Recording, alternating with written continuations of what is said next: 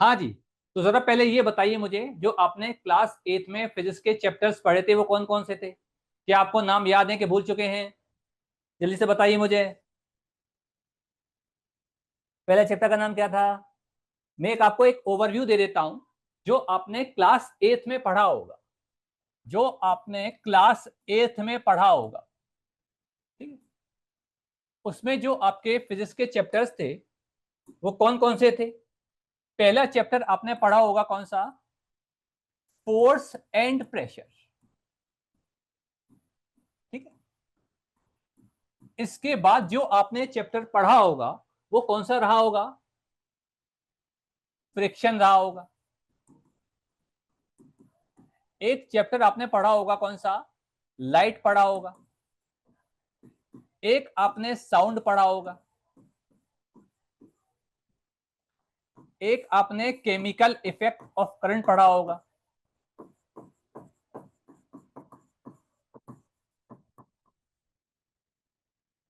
एक आपका natural phenomena था, सम नेचुरल फिनोमिना। और एक लास्ट चैप्टर था आपका जिसे आप स्टार्स एंड सोलर सिस्टम बोलते हो। ठीक है। ये सारे चैप्टर्स आपने क्लास 8 में पढ़े होंगे। अब देखो, जो क्लास 9 की फिजिक्स है वो काफी अच्छी है अगर आप किससे कंपेयर करो, क्लास 8 से। यहां आपने इतने सारे चैप्टर्स पढ़े थे। और अगर मैं आपसे क्लास 9 की बात करूं तो यहां आपको क्या करना रहेगा? तो जो क्लास 9 का आपका सिलेबस रहेगा, जो सबसे पहला चैप्टर आप पढ़ेंगे इसमें वो कौन सा होगा? मोशन नाम से होगा। और देखो, ये आपका सबसे ज्यादा इंपॉर्टेंट चैप्टर है। जब तक आप फिजिक्स पढ़ते रहोगे तब तक इसके सारे कंसेप्ट आपके इस्तेमाल होते रहेंगे। और जिस सीक्वेंस में मैं आपको पढ़ाऊंगा आपको उसी सीक्वेंस में पढ़ना है। जैसे क्लास 8 में क्या था, हमने फोर्स एंड प्रेशर पढ़ लिया, फ्रिक्शन पढ़ दिया, लाइट पढ़ दिया। कोई भी चैप्टर हम पहले और बाद में पढ़ सकते थे, लेकिन क्लास 9 में आपका ऐसा नहीं है। जिस सीक्वेंस में मैं आपको पढ़ाऊंगा आपको उसी सीक्वेंस में पढ़ना रहेगा। ठीक। जो दूसरा चैप्टर आपका रहेगा वो रहेगा force and laws of motion. जो तीसरा चैप्टर आपका रहेगा वो रहेगा ग्रेविटेशन। और इसमें थोड़ा बहुत पार्ट थ्रस्ट का भी आ जाएगा। चौथा जो आपका रहेगा वो रहेगा वर्क और एनर्जी। और जो लास्ट चैप्टर आपका है जो है कौन सा? साउंड। तो आपने क्लास 8 में इतने सारे चैप्टर्स पढ़े थे, लेकिन यहां आपको सिर्फ 5 चैप्टर्स ही पढ़ने। और जो आपका सीक्वेंस रहने वाला है वो सीक्वेंस आपका क्या रहेगा? आप ये सीक्वेंस फॉलो करोगे, ये वाली आपको इसी सीक्वेंस में पढ़ना है। ठीक। क्योंकि ये सारे चैप्टर्स आपके क्या हैं? इंटरकनेक्टेड है, एक दूसरे से जुड़े हुए हैं। मान लो अगर आपको ये वाला चैप्टर समझ में नहीं आया तो आप ये वाला चैप्टर भी नहीं कर पाओगे। अगर ये दोनों समझ में नहीं आए तो तीसरा भी आपको समझ में नहीं आएगा। ठीक है। और अगर आपने देखा होगा, आप क्लास 8 से 9th में आए हैं तो क्या हुआ होगा? आपने मैक्सिमम क्वेश्चंस ऐसे देखे होंगे जो न्यूमेरिकल वाले। जो यहाँ पे हम फिजिक्स पढ़ते थे वो ऑलमोस्ट क्या थी? आपकी पूरी थियोरेटिकल थी। इसमें आपका न्यूमेरिकल वाला पार्ट बहुत कम था। और जो थोड़े बहुत न्यूमेरिकल्स आपके बनते थे वो किस पे बनते थे? कुछ बेसिक न्यूमेरिकल्स जो आपके बनते थे, एक तो फोर्स एंड प्रेशर पे बनते थे, एक लाइट पे बनते थे, और एक आध आपके साउंड पे बनते थे। तो मोस्ट ऑफ द चैप्टर्स आपके कैसे थे? पूरे थियोरेटिकल थे। लेकिन जो आपकी क्लास 9 की फिजिक्स है इसमें जितने भी चैप्टर्स हैं इसमें आपको ढेर सारे न्यूमेरिकल्स करने को मिलेंगे। इस चैप्टर में आपको थोड़े कम मिल सकते हैं साउंड वाले चैप्टर में, लेकिन जो सबसे बाकी सारे चैप्टर्स हैं, भले वो मोशन हो जाए, force and laws of motion हो जाए, इसमें आपको कई सारे न्यूमेरिकल्स करने को मिलेंगे। और देखो, क्लास 9 से आपकी जर्नी स्टार्ट हो जाती है। जो भी आपका टारगेट हो, भले वो आईआईटी जेई हो या आपका नीट हो, आपकी जो जर्नी स्टार्ट होती है क्लास 9 से ही हो जाती है। मैं आपको एश्योर कर दूं, जो आपका क्लास 9 का सिलेबस है यही सिलेबस आपको क्लास 11th में भी पढ़ना रहेगा। और जो आपका क्लास 10th का सिलेबस रहेगा ये आपको क्लास 12 में पढ़ना रहेगा।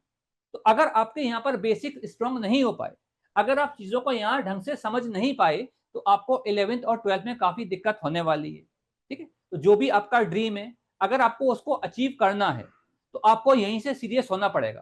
भाई आप क्लास में पढ़ते थे 8 तक या नहीं पढ़ते थे, डज नॉट मैटर, लेकिन अब क्या करना है आपको, क्लास 9 से एकदम आपको सीरियस हो जाना है। ठीक है, और आपको सिर्फ वही फॉलो करना है जो मैं आपको बता रहा हूं, क्योंकि आप जानते होंगे इतने जो बेहतरीन रिजल्ट्स आपके आए इमेज क्लासेस से, जो हर जगह फर्स्ट रैंक आ रही है, वो किस वजह से आ रही है, क्योंकि यहाँ जितने भी टीचर्स आप लोगों को पढ़ा रहे हैं उनको पता है कि क्या पढ़ाना है, और आपको भी पता होना बहुत जरूरी है कि क्या आपको पढ़ना है। कोई भी आपको इररिलेवेंट चीज नहीं पढ़नी है। ठीक है, तो जो टीचर्स आपको बताते जाएं आप उसको ब्लाइंडली फॉलो करते जाओगे। अगर आपको एक अच्छी रैंक चाहिए तो, या बहुत अच्छे मार्क्स चाहिए तो, ठीक है, और क्या करना है, आपको डेली क्लासेस अटेंड करनी है। कभी ऐसा नहीं करना आप 4 दिन क्लास आ गए फिर 2 दिन आपने गैप कर दिया। इन केस कभी ऐसा हो भी जाता है कि किसी वजह से आप क्लास नहीं आ पाते, तो आप क्या करोगे, उस दिन की रिकॉर्डिंग आप जरूर देख लोगे, ताकि जो आपकी सीक्वेंस है वो ब्रेक ना होने पाए, क्योंकि सारे लेक्चर्स भी हमारे क्या होते हैं, इंटरकनेक्टेड होते हैं। अगर बीच में 1-2 लेक्चर आप मिस कर जाओगे तो आपको पूरा आगे का समझ में नहीं आएगा। ठीक है, और जो भी डाउट होंगे वो हम आपके क्लियर करते रहेंगे। आपको एससीपी मिला करेगी, उसमें आपके कुछ क्वेश्चंस मिला करेंगे, कुछ आपके एमसीक्यूज होंगे, कुछ आपके डिस्क्रिप्टिव क्वेश्चंस होंगे, तो जो हम पढ़ाया करेंगे उससे रिलेटेड आपको कुछ क्वेश्चंस दिया करेंगे, तो वो आपको करनी है। और जितना मटेरियल मैं आपको पढ़ा रहा हूं, ना आपको इससे कम पढ़ना है और ना इससे ज्यादा पढ़ना है। ठीक है, तो पहले प्रॉमिस करो, हम जो आप कह रहे हो सब उसको फॉलो करेंगे ब्लाइंडली, जो जो चीजें आप हमें बता रहे हो हम उसको फॉलो करेंगे। एक थम्स अप बना के दिखाओ सब लोग मुझे। हाँ, वेरी गुड भाई। भाई अगर मैं आप लोगों के लिए इतना कुछ सोच रहा हूं तो आपका फर्ज नहीं बनता कि आप लोग अपने लिए भी थोड़ा बहुत सोचो। ठीक है, हाँ वेरी गुड भाई। जो गलती हमने क्लास 8 में करी है, कुछ बच्चे ऐसे होते हैं सीरियस नहीं होते, अगर क्लास 8 तक जो हुआ सब भूल जाओ। अगर आपको बिल्कुल भी फिजिक्स नहीं आती है तो भी हम बिल्कुल बेसिक से स्टार्ट किया करेंगे, हम बिल्कुल बेसिक से स्टार्ट करेंगे और बहुत अच्छे लेवल तक जाएंगे। क्योंकि देखो, अगर आपको कोई भी अच्छा एंट्रेंस बीट करना है तो जब तक आपकी फिजिक्स अच्छी नहीं होगी तो आप बीट नहीं कर पाओगे। जो भी आपकी मेरिट डिसाइड करती है वो फिजिक्स ही करती है। जो मैक्सिमम बच्चे होते हैं उन्हें सबसे ज्यादा डर फिजिक्स से ही लगता है। रीजन क्या होता है, आपके बेसिक्स स्ट्रॉन्ग नहीं होते, और आप एक गड़बड़ सबसे ज्यादा ये करते हो, जो सब्जेक्ट आपका फेवरेट होता है आप उसे पढ़ना शुरू कर देते हो। जो आपको सब्जेक्ट इजी लगता है आप सबसे ज्यादा टाइम उसको ही देता हो, जबकि आपको करना क्या चाहिए, जो सब्जेक्ट आपको टफ लगे। आमतौर पर बच्चों को फिजिक्स ही टफ लगता है, तो आपको इधर ज्यादा फोकस करना है, क्योंकि बायोलॉजी और केमिस्ट्री में आपको इतने चेंजेस देखने को नहीं मिले होंगे जितना कि फिजिक्स में मिले होंगे। ये आप लोग खुद रियलाइज कर रहे होंगे। जो आप मोशन चैप्टर क्लास में पढ़ रहे होंगे, क्योंकि सबसे पहले यही चैप्टर पढ़ाया जाता है, इसमें आपको कोई भी टॉपिक ऐसा नहीं मिला होगा अब तक जिसमें आपको न्यूमेरिकल्स ना मिले हो। क्या मेरी बात गलत है? क्या मैं सही कह रहा हूं, एक बार बताओ मुझे। तो सबसे ज्यादा आपको फर्क फिजिक्स में ही लग रहा होगा, लेकिन डरने की कोई भी जरूरत नहीं है। अगर आप चीजों को बिल्कुल सिस्टमेटिकली पढ़ेंगे, बिल्कुल सिस्टमेटिकली पढ़ेंगे, तो फिजिक्स आपकी बिल्कुल भी टफ नहीं है। ठीक है,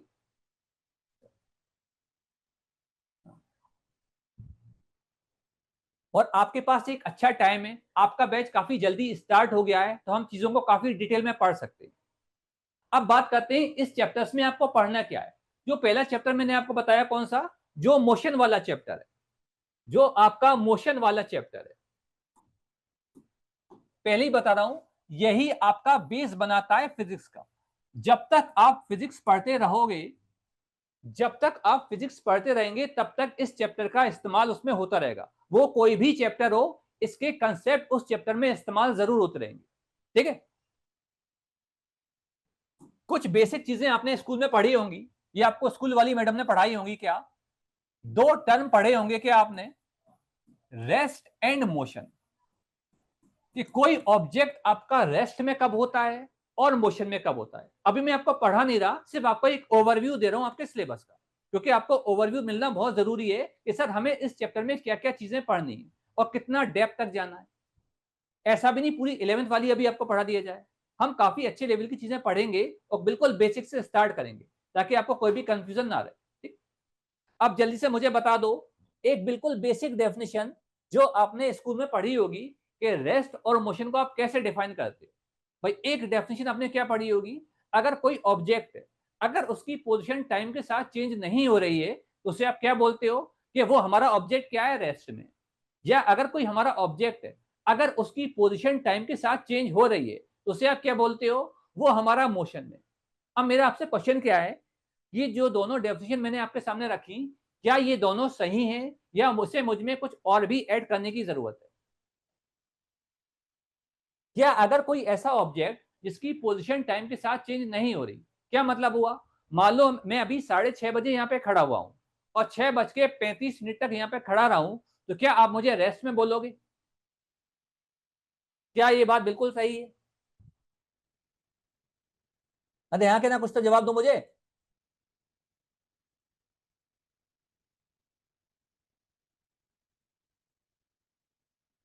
रोशीन जावेद, स्क्रीन ब्लर है। क्या आप लोगों को स्क्रीन क्लियर नजर आ रहा है, एक बार मुझे बताओ जरा। एक बच्चा बोल रहा है स्क्रीन ब्लर हो रहा है। क्या आप लोगों को साफ नजर आ रहा है? क्या नेटवर्क इश्यू में पता चल जाएगा।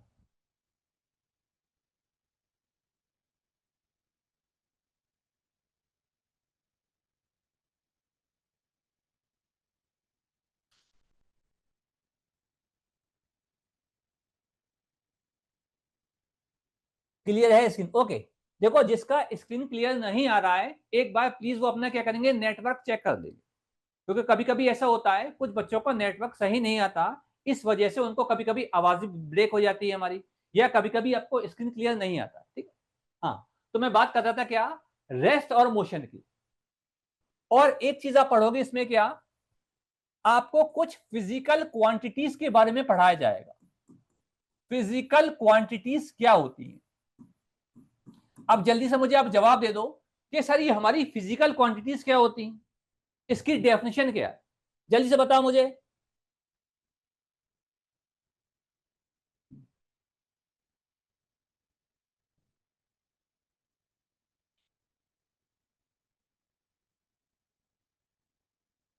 सर आप रेस्ट में रहोगे, हाँ। तो यही मैं आपका मिसकंसेप्शन दूर करने वाला हूं कि अगर कोई किसी ऑब्जेक्ट की पोजीशन टाइम के साथ चेंज नहीं हो रही तो वो मोशन में भी हो सकती है, और अगर किसी ऑब्जेक्ट की पोजीशन टाइम के साथ चेंज हो रही है फिर भी वो चीज आपकी रेस्ट में हो सकती है। जब इस चैप्टर को पढ़ेंगे तो इसको काफी हम डिटेल में पढ़ने वाले हैं। ठीक है, और फिजिकल क्वांटिटीज क्या होती हैं जल्दी से बता दो मुझे। ये सब चीजें आपने अभी स्कूल में पढ़ी होंगी। क्या ये चैप्टर स्टार्ट हो चुका है आपका? और अगर हो चुका है तो आपने अब तक इसमें क्या क्या पढ़ लिया, जल्दी से बताओ।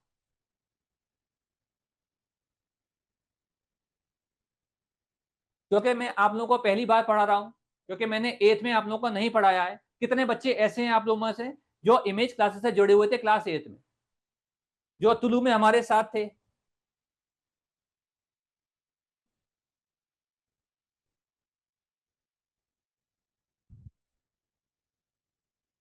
Quantities that can be measured, very good. Mohammad Arqam Malik ने बिल्कुल सही जवाब दिया है। जिन क्वांटिटीज को आप मेजर कर सकते हो, जिन क्वांटिटीज को आप नाप सकते हो किसी इंस्ट्रूमेंट से, उसे हम क्या बोल देते हैं, फिजिकल क्वांटिटीज बोल देते हैं। ठीक है, ये आपकी दो तरह की होती हैं। एक आपको पढ़ाई गई होंगी क्या, स्केलर, और एक आपको पढ़ाई गई होगी क्या, वेक्टर। तो थोड़ा इसके बारे में मुझे बता दो, स्केलर क्वांटिटीज क्या होती हैं और वेक्टर क्वांटिटीज क्या होती हैं।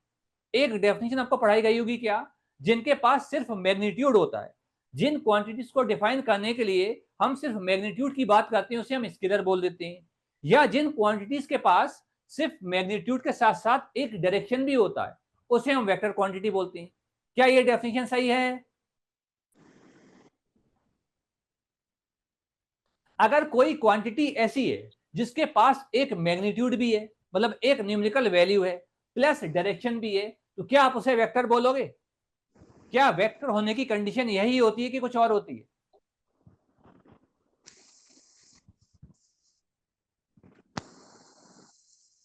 अशरफ, मैं इमेज क्लास का ओल्ड स्टूडेंट हूं। ओके अशरफ। नौशीन भी हैं, okay Nausheen.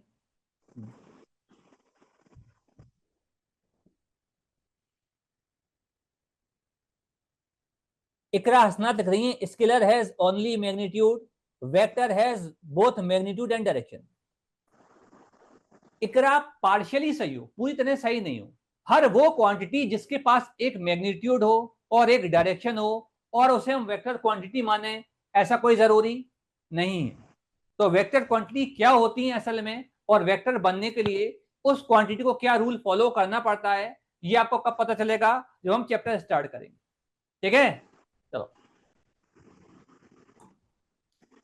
In physical quantities में आप कुछ टर्म्स पढ़ोगे, आपको पढ़ने को मिलेगा डिस्टेंस के बारे में एंड डिस्प्लेसमेंट के बारे में।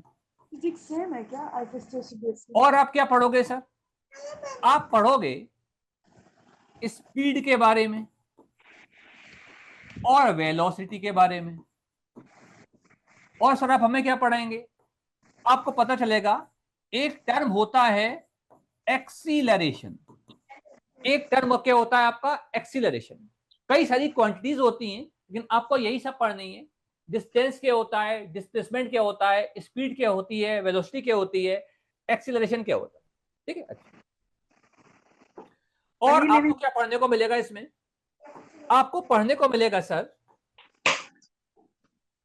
एक आप पढ़ेंगे किसके बारे में सर, यूनिफॉर्म मोशन के बारे में। कुछ ऐसा काम करो कि मेरे मोबाइल चार्ज होने लगे। अब जल्दी से मुझे बता दो सर, ये यूनिफॉर्म मोशन क्या होता है, नाम से क्या लग रहा है। आप लोगों में से कितने बच्चे स्कूल जाते हो, कमेंट करके बताओ मुझे फटाफट। सभी लोग जाते हो क्या? अगर नहीं भी जाते होगे तो बच्चों को स्कूल जाते जरूर देखा होगा। यूनिफॉर्म का मतलब क्या होता है, वो बच्चे यूनिफॉर्म में जाते हैं, मतलब सब एक जैसे दिखाई देते हैं। तो जो आपका मोशन एक जैसा होता है उसे आप क्या बोलते हो, यूनिफॉर्म मोशन। और एक दूसरा मोशन होता है जिसे आप क्या बोलोगे, नॉन यूनिफॉर्म मोशन। और आपके सबसे ज्यादा क्वेश्चंस यहीं से आते हैं, कहां से, यूनिफॉर्म मोशन से और नॉन यूनिफॉर्म मोशन। ठीक है, तो इसके बारे में हम काफी डिटेल में पढ़ने वाले हैं। फिर आपको पढ़ाया जाएगा या पढ़ा भी आपने होगा, आपको कुछ position time graph and velocity time graph के बारे में बताया जाएगा। ऐसा कुछ करो वेलोसिटी टाइम ग्राफ के बारे में। और जो लगा। सबसे ज्यादा आप कंफ्यूज रहते हो और जो सबसे ज्यादा आप लोग गड़बड़ करते हो वो कहां पर करते हो, इनके क्वेश्चंस में करते हो। मुझे पता है ऐसा कोई बच्चा नहीं होगा जिसको ये पार्ट सबसे ज्यादा मुश्किल लगता हो। कौन सा वाला, पोजीशन टाइम और वेलोसिटी टाइम ग्राफ वाला। आप बाकी सारे क्वेश्चंस तो कर पा रहे होगे लेकिन इन क्वेश्चंस में आपको अक्सर दिक्कत आती होगी। क्या ये बात मैं सही बोल रहा हूँ?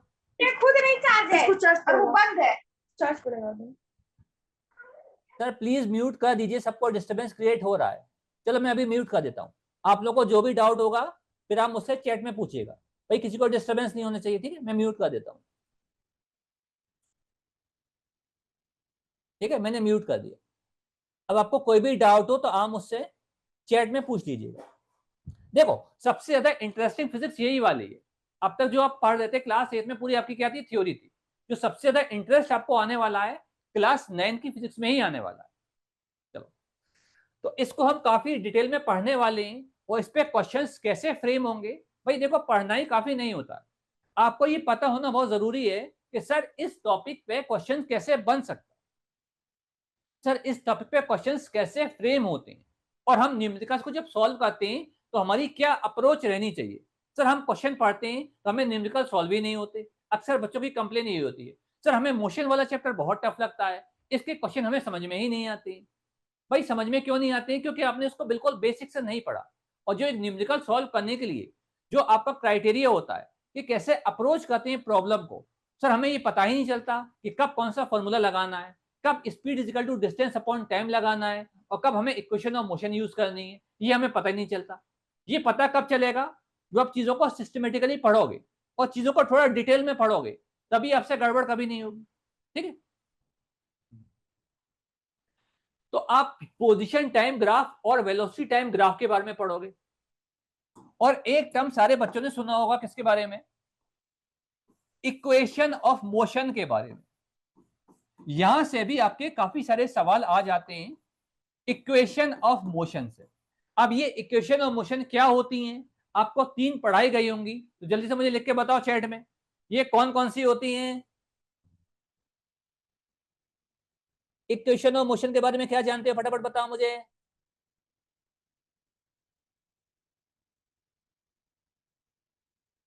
शम्स कमा तुलू 10 से हूं। ओके शम्स,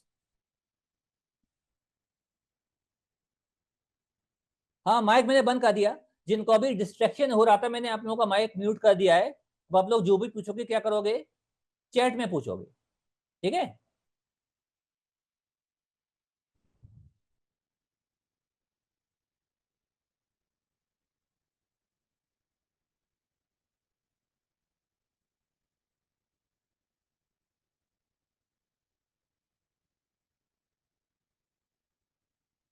किसने जवाब नहीं दिया मुझे भाई?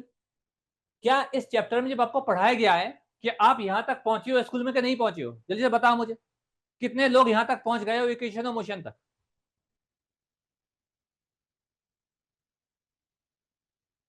देखो, इक्वेशन ऑफ मोशन क्या होती है आपकी, आपको 3 पढ़ाई गई होंगी। एक पढ़ाई गई होगी क्या, पहली वाली जो होती है v is equal to u plus a t. जो दूसरी आपकी होती है वो होती है s is equal to u t plus half a t square. और जो तीसरी आपकी होती है वो होती है v square is equal to u square plus 2 into a into s. तो ये 3 इक्वेशन ऑफ मोशन है। इसका आपको क्या करना पड़ेगा, एक तो आपको इसका डेरिवेशन देखना है। डेरिवेशन क्या होता है जल्दी से बता दो मुझे भाई। ये जो आपका फॉर्मूला आया है v is equal to u plus a t, s is equal to u t plus half a t square, v square is equal to u square plus 2 into a into S.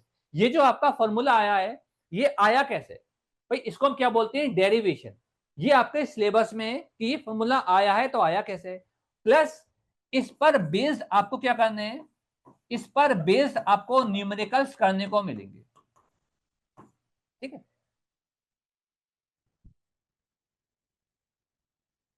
नहीं पहुंचे, okay, नहीं पहुंचे तो कोई दिक्कत वाली बात नहीं। दैट मीन्स आपके स्टार्टिंग ही हो रही है, तो हमारा बैच बिल्कुल सही टाइम से हुआ है। अच्छा, इक्वेशन ऑफ मोशन के बाद एक थोड़ा सा पार्ट आप किसके बारे में पढ़ोगे, यूनिफॉर्म सर्कुलर मोशन के बारे में। यूनिफॉर्म सर्कुलर मोशन के बारे में, इसको अभी आपको बहुत डिटेल में नहीं पढ़ना है, क्योंकि जब आप क्लास 11th में पहुंच जाओगे भाई, अगर यहां तक आए हो तो क्लास 11 तक भी पहुंच ही जाओगे।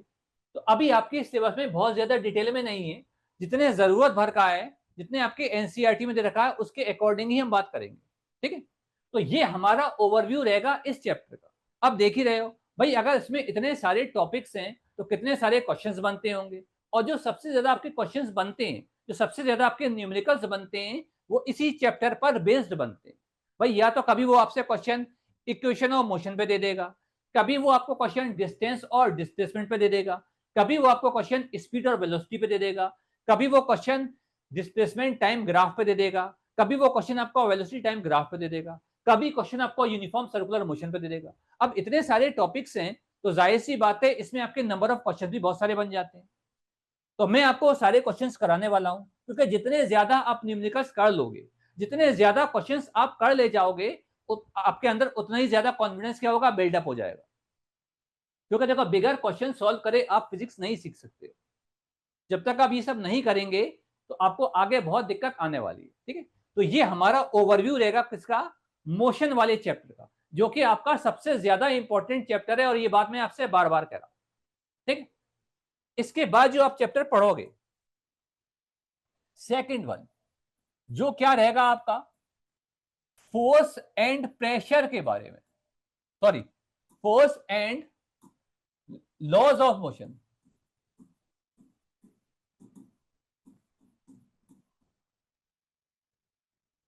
इसमें कुछ चीजें आपको जरूर पता होंगी, जैसे आपको फोर्सेस के बारे में पढ़ाया जाएगा, ये आप क्लास 8 में भी कुछ टॉपिक इसमें पढ़े होंगे, भाई अगर आपको फोर्स के बारे में पढ़ाया जाएगा तो आपको क्लास 8 की याद आएगी। भाई वहां पे आपने कुछ फोर्सेस पढ़े थे, कौन से? एक आपने पढ़ा था कौन सा? Balanced force and unbalanced force. हम बिल्कुल बेसिक से स्टार्ट करने वाले हैं। बैलेंस्ड एंड अनबैलेंस्ड फोर्स से हम स्टार्ट करेंगे और ये बात आपको पता होगी। अब जल्दी से मुझे बता दो सर, ये बैलेंस्ड फोर्स और अनबैलेंस्ड फोर्स क्या होता है? भाई आपने कांटेक्ट नॉन कांटेक्ट पढ़े थे, बैलेंस अनबैलेंस पढ़े थे और इस पे बेस कुछ न्यूमेरिकल्स करे थे। क्या ऐसे कुछ था क्लास 8 में?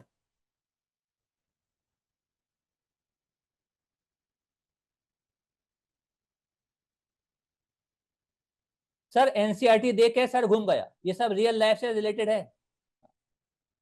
अभी आप एनसीईआरटी को अगर देख के आपका सर घूम जा रहा है तो सबसे बेटर तरीका क्या है? अभी आप एनसीईआरटी खोलो ही मत। आपने परचेज कर लिए, बहुत अच्छी बात है। अभी आपको एनसीईआरटी पढ़ने की कोई भी जरूरत नहीं, सिर्फ आप मेरे नोट्स पढ़ लो, उससे आपके सारे क्वेश्चंस क्या हो जाएंगे? सॉल्व हो जाएंगे। और मैं आपको बताऊं कि आपको एनसीईआरटी कब पढ़नी।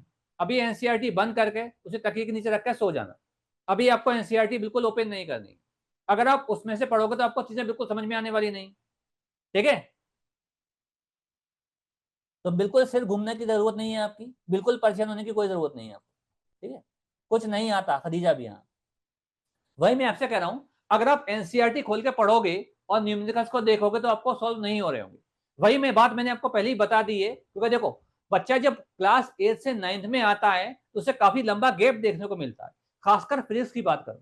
और इससे भी बड़ा गैप आपको देखने को कब मिलेगा? जब आप क्लास 10th से क्लास 11th में जाओगे। ये गैप को आप कम कर सकते हो। सर कैसे हम कम कर सकते हैं? अगर आप अपने बेसिक्स को स्ट्रॉन्ग कर लो। और बेसिक्स हमारे कब स्ट्रॉन्ग होंगे? जो आप क्लास 9 को बिल्कुल सीरियसली लोगे। आप बिल्कुल सीरियसली लोगे क्लास 9 को डे 1 से, जब से हम पढ़ाई स्टार्ट करेंगे। और इंशाल्लाह नेक्स्ट लेक्चर से हम कर भी देंगे। और हम बिल्कुल धीरे धीरे स्टार्ट करेंगे। हमारी स्पीड बिल्कुल स्लो रहने वाली है, ठीक है? और कोई भी आपको डाउट अगर होगा तो आप उसी टाइम पूछेंगे। कुछ बच्चे ऐसे होते हैं वो इतना हेजिटेट करते हैं कि हमने डाउट्स नहीं पूछते, तो उनके बाद डाउट रह जाते हैं और वो आगे आखिर तक क्लियर नहीं हो पाते हैं। जो जो चीजें आपको पढ़ाई जाएंगी, आपको करना क्या है? जो भी सब्जेक्ट आप पढ़ रहे हो पहले से आप उसे पढ़ के आए हो, और पढ़ के आओ तब क्लास अटेंड करो तो आपको ज्यादा समझ में आएगा। दूसरी बात, जो भी आपको नोट्स प्रोवाइड करिए जाएंगे, आप उसको एक बार क्या करना है? रोज जाके रिवाइज करना है। जैसे आपकी 1 घंटे की क्लास है, जितने भी आपको लिखाया जाएगा 4 स्लाइड 5 स्लाइड जो भी हैं, एक बार आप उसको रिविजन जरूर करोगे। मुश्किल से 15-20 मिनट में आप रिवाइज कर लोगे। और यही प्रैक्टिस आपको बना के रखनी है।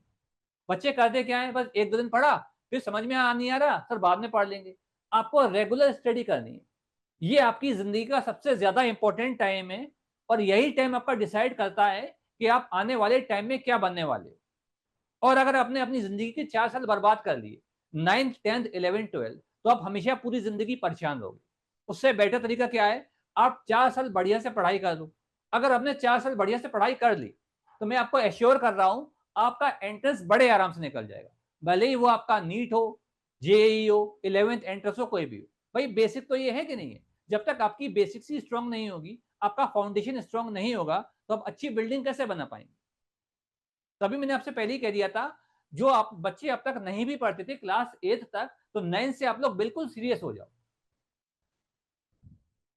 ठीक है? और बिल्कुल परेशान होने की कोई जरूरत नहीं कि हमें एनसीईआरटी समझ में नहीं आ रही है। तो मैंने पहले ही क्लियर कर दिया है, अगर आपको एनसीईआरटी समझ में नहीं आ रही है तो अभी आप उसको मत पढ़ो। मैं आपको पूरी एनसीईआर अपने नोट्स में पूरी एनसीईआरटी भी कवर करवा दूंगा और एनसीईआरटी से आगे भी आपको ले जाऊंगा। ठीक है? तो बिल्कुल परेशान होने की कोई जरूरत नहीं कि सब में एनसीईआरटी नहीं आ रही। कोई दिक्कत वाली बात नहीं। अक्सर ऐसे ही होता है, जैसे बच्चे 8 से 9th में आते हैं तो उन्हें एनसीईआरटी समझ में आना बंद हो जाती है, खासकर फिजिक्स की अगर मैं बात करूं। सही है? चलो, तो इस चैप्टर में आप क्या पढ़ोगे? बैलेंस और अनबैलेंस फोर्स के बारे में पढ़ोगे। एक चीज पढ़ोगे आप, क्या? इनर्शिया के बारे में। किसके बारे में सर? इनर्शिया के बारे में। इसके बारे में हल्का फुल्का आपने जरूर पढ़ा होगा क्लास 8 में। तो कोई बताना चाहेगा सर ये इनर्शिया क्या होता है और ये किस पे डिपेंड करता है? जल्दी से मुझे चैट में बताओ, फटाफट। और एकदम कॉन्फिडेंस में रहना है बिल्कुल।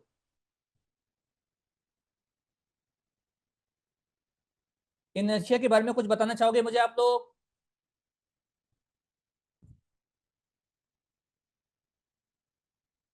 अरकाम मलिक लिख रहे हैं इनर्शिया डिपेंड्स ऑन मास। बिल्कुल सही बात है। जो आपका इनर्शिया क्या होती है, ये एक बॉडी की प्रॉपर्टी होती है कि आपकी बॉडी जिस स्टेट में, अगर आपकी बॉडी रेस्ट में है तो वो रेस्ट में रहना चाहेगी, अगर आपकी बॉडी मोशन में है तो वो मोशन में रहना चाहेगी, या जिस डायरेक्शन में वो चल रही है वो उसी डायरेक्शन में रहना चाहेगी। तो तीन तरह के इनर्शिया होते हैं आपके, inertia of rest, inertia of motion और इनर्शिया ऑफ डायरेक्शन। और ये किस पे डिपेंड करती है, बिल्कुल सही बताया यार काम ने, ये मास पे डिपेंड करती है। भाई बॉडी का मास जितना ज्यादा हो जाएगा उसका इनर्शिया क्या हो जाएगा, उतना ही ज्यादा हो जाएगा। अब कमेंट करके बताओ मुझे फटाफट, इनर्शिया की यूनिट क्या होती है, what is the unit of inertia. हाँ अरकाम,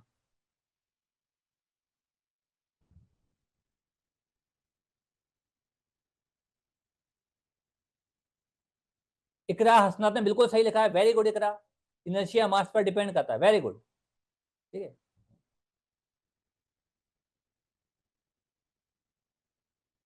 चलो भाई, तो आप बैलेंस और अनबैलेंस फोर्स के बारे में पढ़ोगे, इनर्शिया के बारे में पढ़ोगे, और जो सबसे इंपॉर्टेंट है भाई, इससे आपके क्वेश्चंस ज्यादा नहीं आते हैं, जो आपके क्वेश्चंस कहां से आते हैं सर, वो यहां से आते हैं। एक टर्म आप पढ़ोगे, मोमेंटम, ये आपके लिए सबसे ज्यादा इंपॉर्टेंट है। सबसे ज्यादा क्वेश्चंस आप देखोगे तो इसी टॉपिक से आते हैं। अब ये मोमेंटम क्या होता है, कैसे इस पे क्वेश्चंस बनते हैं, ये आपको कब पता चलेगा, जब ये चैप्टर स्टार्ट करेंगे। ठीक है, अच्छा, और इसमें आपको कुछ न्यूटन्स के लॉज पढ़ने में लिखा, लॉज ऑफ मोशन, तो आपको इसमें न्यूटन के लॉ पढ़ने हैं। न्यूटन का फर्स्ट लॉ, न्यूटन सर का सेकंड लॉ, और न्यूटन सर का ही थर्ड लॉ। और मैं अच्छे से जानता हूं जो सबसे ज्यादा प्यार करते होगे वो इन्हीं साहब से करते होगे, न्यूटन सर, क्योंकि अगर ये नहीं होते तो जो हमारी फिजिक्स की हालत क्या होती है आप सोच ही सकते हो। भाई इनका कंट्रीब्यूशन हर जगह होता है कि नहीं होता, न्यूटन सर का।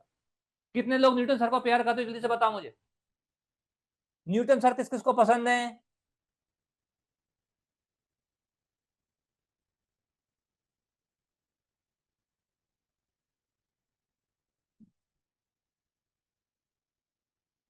सर मुझे नौशीन को न्यूटन बड़े पसंद है, बहुत अच्छी बात है भाई।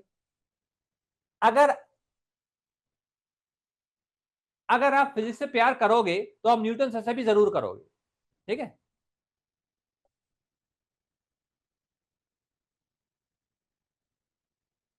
रुकैया लिख रही है सर मुझे पसंद है और अल्हम्दुलिल्लाह मैं चाहती हूं मुझे पसंद ही रहे। आपको ये पसंद ही रहेंगे क्योंकि अगर आप इनको फॉलो करते जाओगे। हाँ, जो भी लोग फिजिक्स को पसंद करते होंगे वो इनको जरूर प्यार करते होंगे, और प्यार करना भी चाहिए भाई, इनका कंट्रीब्यूशन हर जगह है कि नहीं। इन्होंने अपने लिए थोड़ी कुछ किया है, हम लोग के लिए सब कुछ किया है भाई। इतनी अच्छी किताब, कितनी अच्छी बातें बताई हमें बारे में। और जो तीन लॉज हैं आपके, जो सबसे इंपॉर्टेंट है, वैसे तो आप तीनों पढ़ोगे, जो सबसे ज्यादा इंपॉर्टेंट है इसमें वो क्या है आपका, न्यूटन का सेकंड लॉ। जो सबसे ज्यादा क्वेश्चंस देखने को मिलेंगे आपको, जो सबसे ज्यादा आपके क्वेश्चंस बनेंगे किसमें बनेंगे, आपके न्यूटन के सेकंड लॉ पर ही बनेंगे। ठीक है, और अगर मैं कंपेयर करूं तो पहले चैप्टर के मुकाबले ये चैप्टर आपका बड़ा छोटा सा है, इसमें आपको बहुत ज्यादा चीजें नहीं पढ़नी है। एक कंजर्वेशन ऑफ मोमेंटम था, शायद वो टॉपिक डिलीट हो गया है, अगर डिलीट नहीं हुआ होगा तो पढ़ा देंगे। एक टॉपिक और होता था इसमें, कौन सा, पांचवा टॉपिक, जिसे आप कंजर्वेशन ऑफ मोमेंटम के नाम से जानते थे। जहां तक मुझे याद है ये न्यू एनसीईआरटी में ये टॉपिक आपको दिया नहीं गया है, तो अब इसको डिलीट कर दिया गया है। तो हमें चार चीजों के बारे में ही ज्यादा फोकस करना है। अगर आप चाहोगे तो थोड़ा बहुत इसके बारे में पढ़ा देंगे। ठीक है,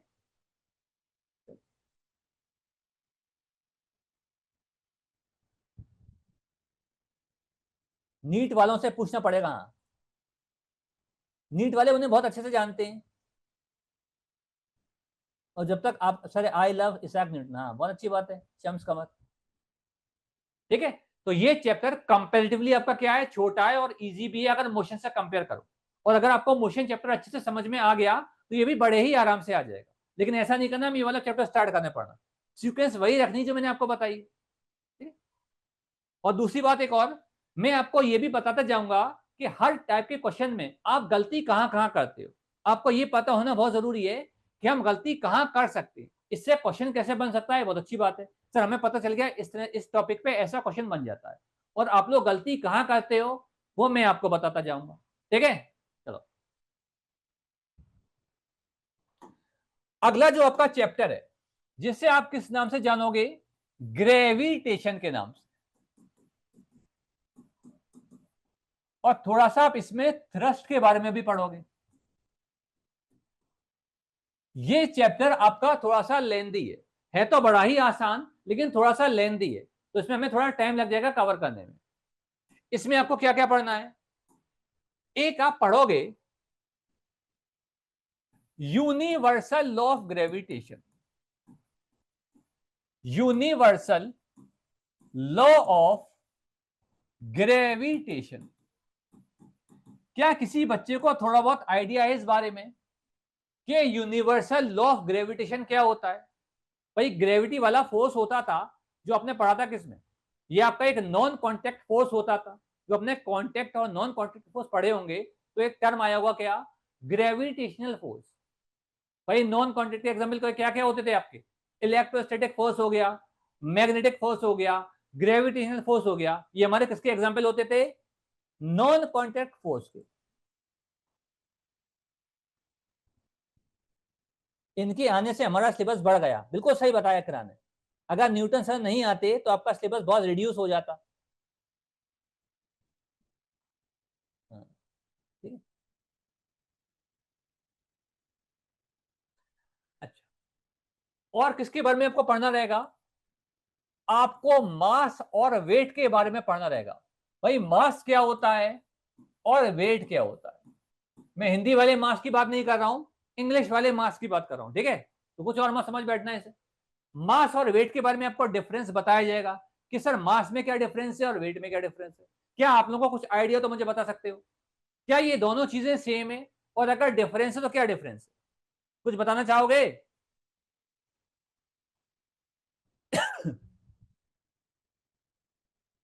अरमान मलिक लिख रहे हैं, very good. Gravitational force attract every object towards it, बिल्कुल सही लिखा है काम हमने, वेरी गुड। नॉट सेम नौशी लिख रहे हो, अगर नॉट सेम है तो बताओ डिफरेंस क्या है। Mass is constant, weight is not constant, ये भी सही लिखा है अहमद ने, बहुत अच्छी बात है भाई, वेरी गुड बेटा। खदीजा भी लिख रही है, सर मुझे फिजिक्स समझ में नहीं आती, ऐसा क्यों? आपको फिजिक्स समझ में इसलिए नहीं आती होगी क्योंकि आप जब फिजिक्स पढ़ती होगी तो आप ये सोच के ही पढ़ती होगी मुझे समझ में नहीं आएगी। भाई ऐसा नहीं करना है। अगर आपको बिल्कुल भी फिजिक्स नहीं आती है और आप बिल्कुल स्टार्टिंग से पढ़ोगे मेरे साथ तो आपको बड़ी अच्छी से फिजिक्स आ जाएगी, और ये मेरी गारंटी है भाई। बस आपको थोड़ा सा दिल लगा के पढ़ना पड़ेगा, ये सोच के क्लास में नहीं बैठना कि मुझे समझ में नहीं आएगी। अक्सर बच्चों को डराते हैं भाई फिजिक्स बहुत टफ है, समझ में आने वाली नहीं है। और जब आप 9th में आए होगे तो काफी लोगों ने आपसे कहा भी होगा भाई 9th की फिजिक्स बहुत ज्यादा टफ है, बहुत ज्यादा टफ है, सब यही कहते आ रहे होंगे, जबकि ऐसा कुछ भी नहीं है। इसमें बिल्कुल भी सच्चाई नहीं कि बहुत टफ है, भाई बहुत ज्यादा इंटरेस्टिंग है ये, सही है। तो खदीजा बिल्कुल परेशान मत होइए आप, आपको बिल्कुल आराम से और बढ़िया से फिजिक्स समझ में आ जाएगी।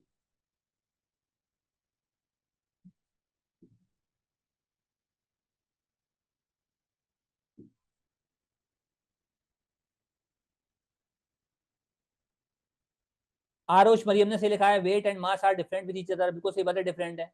मास is the amount of matter, weight is the force by which an object is attract towards centre, बिल्कुल सही बात है। तुम लोग मुझे जवाब दे रहे हो, ये गूगल करके देख रहे हो कि आपने ऑनेस्टली दे रहे हो, बताओ मुझे। जो डेफिनेशन आप लोग लिख रहे हो कहीं से कॉपी पेस्ट मार रहे हो क्या, या खुद की ओरिजिनल डेफिनेशन लिख रहे हो? सही है भाई, ऑनेस्ट बनो बिल्कुल, हाँ ऑनेस्टली, बिल्कुल सही बात है, ओरिजिनल है सर, हाँ बिल्कुल सही है, वेरी गुड। चलो, और जो सबसे इंपॉर्टेंट टॉपिक है इसमें आपको क्या पढ़ना होगा, एक्सीलरेशन ड्यू टू ग्रेविटी के बारे में। एक्सीलरेशन ड्यू टू ग्रेविटी के बारे में। और जो सबसे ज्यादा क्वेश्चंस इसमें बनते हैं वो बनते हैं किस पे? Motion under gravity. किस पे बनते हैं आपके सर? Motion under gravity.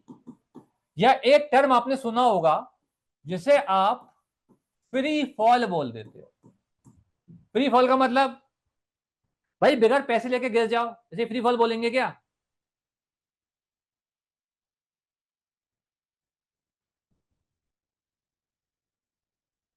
ठीक है। जो सबसे इंपॉर्टेंट पार्ट है इसमें, क्या बताया मैंने, जो अच्छे क्वेश्चंस आपके बनेंगे और जिसमें आप हमेशा कंफ्यूज रहते हो, तो जो सबसे ज्यादा गड़बड़ करते हो वो बच्चे इसमें ही करते हैं। उन्हें साइन कन्वेंशन को लेकर बड़ी दिक्कत रहती है, सर कब जी को पॉजिटिव मानना है, कब नेगेटिव मानना है। इसमें आपको दो जी पढ़ने रहेंगे, एक कैपिटल जी और एक स्मॉल जी। अच्छा वो बताओ मुझे, कैपिटल जी और स्मॉल जी में क्या डिफरेंस है? दो वर्ड मैंने बोले, एक होता है आपका कैपिटल जी और एक होता है आपका स्मॉल जी। क्या इन दोनों में कोई डिफरेंस है? सर एक डिफरेंस तो यही है, एक कैपिटल है एक स्मॉल है, बाकी डिफरेंस आप मुझे बता दो। हाँ भाई,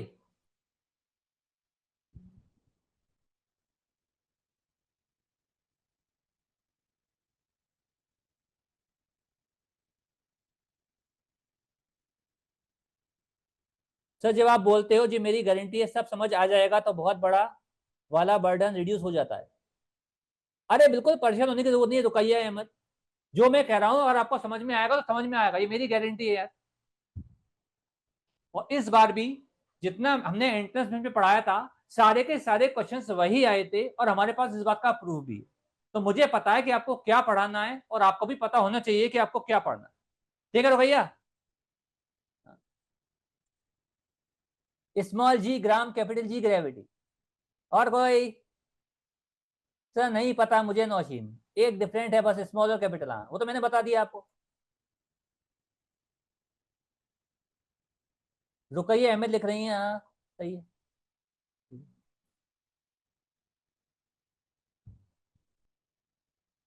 इकरा हसनात ने सही लिखा है, वेरी गुड इकरा हसनात। इकरा हसनात ने लिखा है ग्रेविटेशनल कॉन्सपोर्ट्स, क्या ये बात सही है? और ये लिखा है क्या? Extension due to gravity. बात करेंगे इस बारे में जब ये चैप्टर पढ़ेंगे, ठीक। तो ये तो होगा हमारा ग्रेविटेशन वाला पार्ट, ठीक है।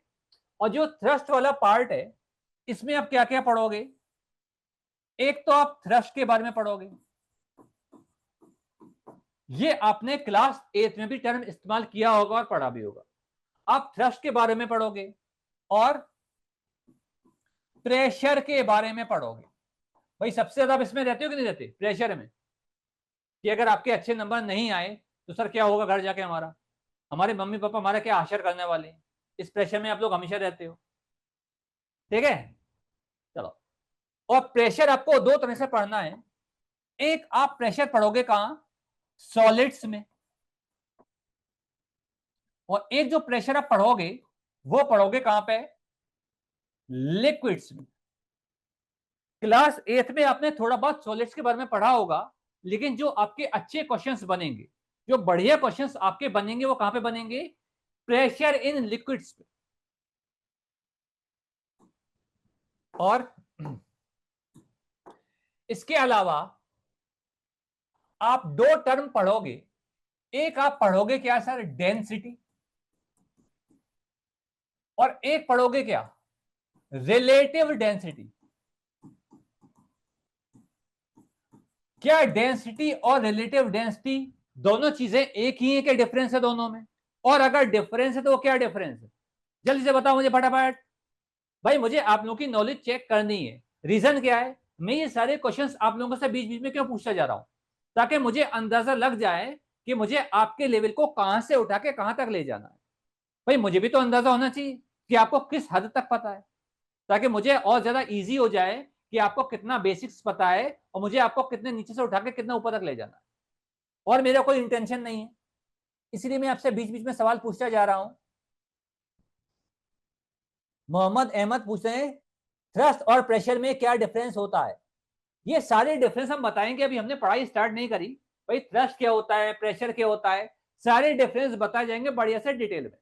अभी मैं बस मैं आपसे पूछ रहा हूं कि आप कितना जानते हो, ठीक है, मैं आपके सारे सवालों का जवाब दूंगा जब हम पढ़ाई स्टार्ट करेंगे।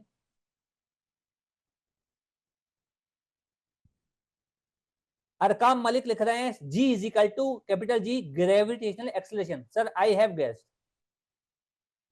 आपको बताया जाएगा। अभी मैं ये भी नहीं कहूंगा सही हो कि गलत हो, ठीक है, क्योंकि गलत कहूंगा तो आप लोग बुरा मान जाओगे, ठीक है, कि हमारी तैयारी नहीं है, क्योंकि ये टर्म्स ऐसे हैं अभी आपने पढ़े नहीं होंगे, क्योंकि आप क्लास 8 के स्टूडेंट हो।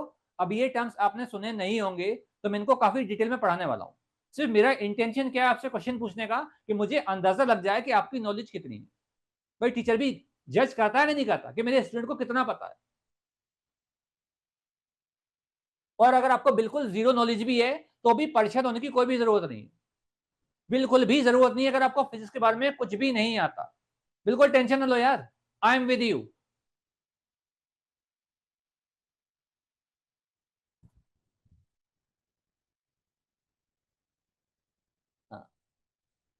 तो डेंसिटी और रिलेटिव डेंसिटी में कुछ अंतर है क्या? ये दोनों चीजें सेम है? और अगर डिफरेंस है तो क्या डिफरेंस है, जल्दी से बताओ मुझे। डेंसिटी तो सुना होगा। अगर इस टर्म को मैं हटा भी दूं, किसको, इसको, अगर इसको मैं छोड़ भी दूं, तो ये वाला तो आपने शायद एथ में पढ़ा होगा, ये तो आपने एथ में पढ़ा ही होगा कि डेंसिटी क्या होती है। ये सारे टर्म्स जानते हो? चलो इसके अलावा एक चीज पूछता हूं आपसे, ये सारे टर्म्स जानते हो आप लोग? यूनिट सिस्टम, देखो कितना पता है बच्चों को। ये आपको स्कूल वाली मैडम ने पढ़ाए होंगे। कौन से सर? एक पढ़ाया होगा आपको क्या, एफपीएस। एक पढ़ाया होगा आपको क्या, सीजीएस। एक पढ़ाया होगा आपको क्या, एमकेएस, या इसे आप क्या बोलते हो, एसआई बोलते हो। अब जल्दी से मुझे इसकी फुल फॉर्म बताओ आप लोग।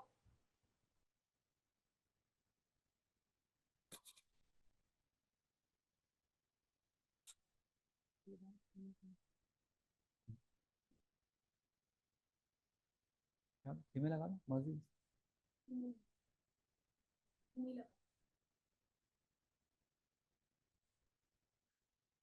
हाँ जी, क्या जो टर्म्स मैंने सामने लिखे हैं कितने बच्चों को वो पता है? इकरा हसनात वी हैव जीरो नॉलेज। ये था तुम लोगों को स्कूल वाली मैडम ने जरूर पढ़ाए होंगे, ऐसा मत कहो। फार्मर पर सेकंड, नौशीन लिख रही है। Density is the characteristic property of a substance. चलो, आरुष ने मरियम ने सही लिखा है, CGS centimetre gram second, very good. देखो ये हमारे कुछ यूनिट सिस्टम होते हैं। एफपीएस का मतलब क्या होता है, ये आपको जानना बड़ा जरूरी है, क्योंकि जब तक आप फिजिक्स पढ़ते रहोगे आपके सामने ये टर्म्स आते रहेंगे। भाई फोर्स की एसआई यूनिट क्या है, फोर्स की सीजीएस यूनिट क्या है, मास की सीजीएस यूनिट क्या है, मास की एसआई यूनिट क्या है, तो ये बताना बड़ा ही इंपॉर्टेंट है, ठीक है। एफपीएस की फुल फॉर्म क्या होती है, फुट पाउंड सेकंड। जो आपका सीजीएस है इसकी जो फुल फॉर्म होती है वो आप बोलोगे क्या, सेंटीमीटर ग्राम और सेकंड। क्लियर? और जो आपका एमकेएस है इसकी जो फुल फॉर्म है आप क्या लिखोगे sir, metre kg and second. आप एमकेएस बोलो या एसआई बोलो, इसकी फुल फॉर्म क्या होती है, सिस्टम इंटरनेशनल। तो आप सिस्टम इंटरनेशनल बोलो या एमकेएस बोलो, दोनों का मतलब क्या है, सेम है। अब देखो एफपीएस क्या होता है, जैसे आपको कोई भी लेंथ मेजर करनी है, पहले हम क्या करते थे, कोई भी लेंथ हमें जो मेजर करनी होती थी, जो लंबाई होती है, हम किस में मेजर करते थे, फुट में करते थे, 2 फुट 3 फुट 4 फुट। और अगर हमें कोई मास मेजर करना होता था तो हम किस में करते थे, पाउंड में करते थे, 2 पाउंड का है, 3 पाउंड का है, 2.5 पाउंड का है। और टाइम किस में मेजर करते थे, सेकंड में करते थे। फिर एक सिस्टम आया सीजीएस, इसमें क्या था, हम कोई भी लेंथ मेजर करेंगे वो किस में करेंगे सर, सेंटीमीटर में करेंगे। अगर मुझे मास को नापना है, मास को मेजर करना है, तो हम किस में करेंगे सर? ग्राम में करेंगे। और टाइम को किस में करेंगे? एस फॉर सेकंड में ही करेंगे। तो जब हम किसी तरह को चीजों को कोई डाटा कोरिलेट करते थे तो हमें बड़ी दिक्कत आती थी। फिर एक ऐसा सिस्टम बनाया गया कि सारे कंट्रीज इसको मानते हैं। अब ये हमारा सिस्टम बन गया है। हम क्या मानते हैं? अगर हमें किसी चीज की लेंथ मेजर करनी है तो हम किस में मेंशन करेंगे? मीटर में करेंगे। अगर किसी का मास मेजर करना है तो हम किस में करेंगे? केजी में करेंगे। और टाइम को किस में करेंगे? सेकंड में करेंगे। तो ये टर्म आपको जानना बहुत जरूरी है। मोस्ट ऑफ द टाइम आपसे जो यूनिट्स पूछी जाती हैं, भाई आपने क्वेश्चन देखे भी होंगे बेसिक बेसिक से, और ऐसे क्वेश्चन आपके क्लास 8 में भी रहे होंगे। जैसे प्रेशर की एसआई यूनिट क्या है, प्रेशर की सीजीएस यूनिट क्या है। तो ये दो आपसे ज्यादा पूछे जाते हैं।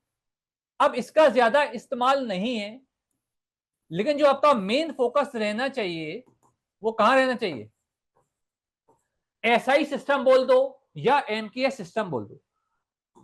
अब जो भी हम कैलकुलेशंस करते हैं उसको हम किस में मेजर करते हैं? इस फॉर्मेट में करते हैं।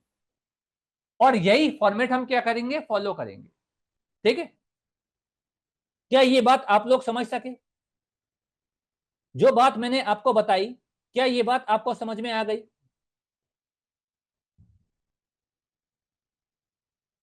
क्योंकि मैंने देखा है बहुत से बच्चे 10th 11th तक पहुंच जाते हैं, उन्हें ये समझ में ही नहीं आता। मैं पूछता हूं इसकी ऐसा यूनिट ये हो गई, तो पूछते हैं फन मुझसे, क्या सर ये ऐसा ही क्या होता है? तो बिल्कुल बेसिक चीजें, और ये बात को आपको क्लास 8 तक ही क्लियर हो जानी चाहिए। जिस भी टीचर ने आपको पढ़ाया होगा तो इस बात को वहीं क्लियर कर दिया होगा। भाई अगर आप इमेज क्लासेस में पढ़ें तो इस बात की मैं गारंटी लेता हूं ये टर्म आपको जरूर क्लियर कर दिए गए होंगे कि एफपीएस क्या होता है, सीजीएस क्या होता है, एमकेएस क्या होता है। मैं यहाँ पर क्यों बता रहा हूँ? क्योंकि जब हम फिजिक्स पढ़ेंगे, जब हम चैप्टर स्टार्ट करेंगे, तो मैं आपसे ये पूछा करूंगा भाई इसकी ऐसा यूनिट ये होती है, इसकी सीजीएस यूनिट ये होती है। तब आप ये कंफ्यूज मत हुआ करना कि सर अब ये सीजीएस बोल देते हो, ये सीजीएस होता क्या है। ठीक है? क्या ये बात आप समझ पाए? जो भी बात मैंने आपसे कही, कि आप समझ पाए इस बात को?